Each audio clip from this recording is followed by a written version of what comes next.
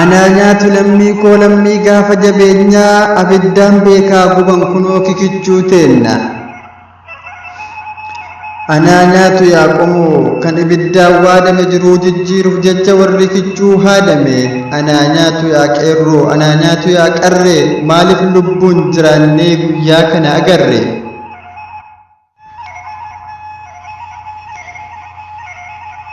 Yamanii maal nyaatte ijoollee abdii borii, sanaa maarsi goonee nu affeelte akka foonii.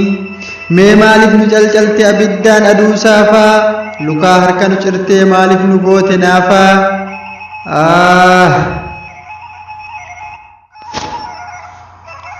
Eenyutu beekee hima gubanii ciciibsanii, maatilleen quban qabamee akkamiin ibsanii?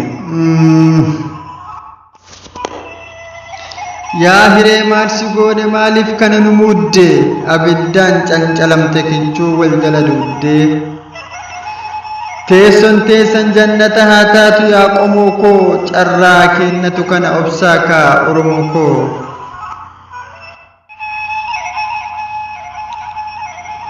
Obsi kaa yaa harmeetoo yaa harmee garaa dhalaa, mucaan kiyya godaanee mee yoomuma naaf galaa, jettee hin eegin maaloo jabeessi garaa dhalaa.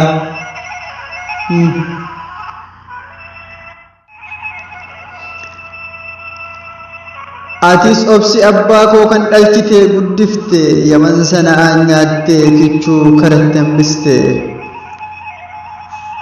Dalagadhee galaadhaaf kan biyyarraa baqate, yamanitu funaanee kunoo shimoo naqate.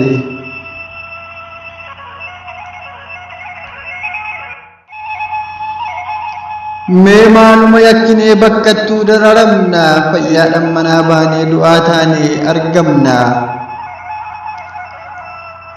Jireenyi addunyaadhaa bakkattuu nutti hammaatee, ijoolleen abdii boruu gubattee cilee taate.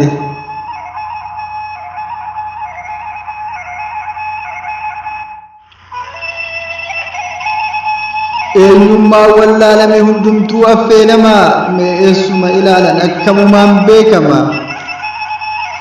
Yaa Rabbi maa cal'iftaa agartaa hin dhageettaa, ati mootii hundaati mootii diqqaa fi guddaa, obsa nuu kenniif maaloo maatiin jara san hundaa.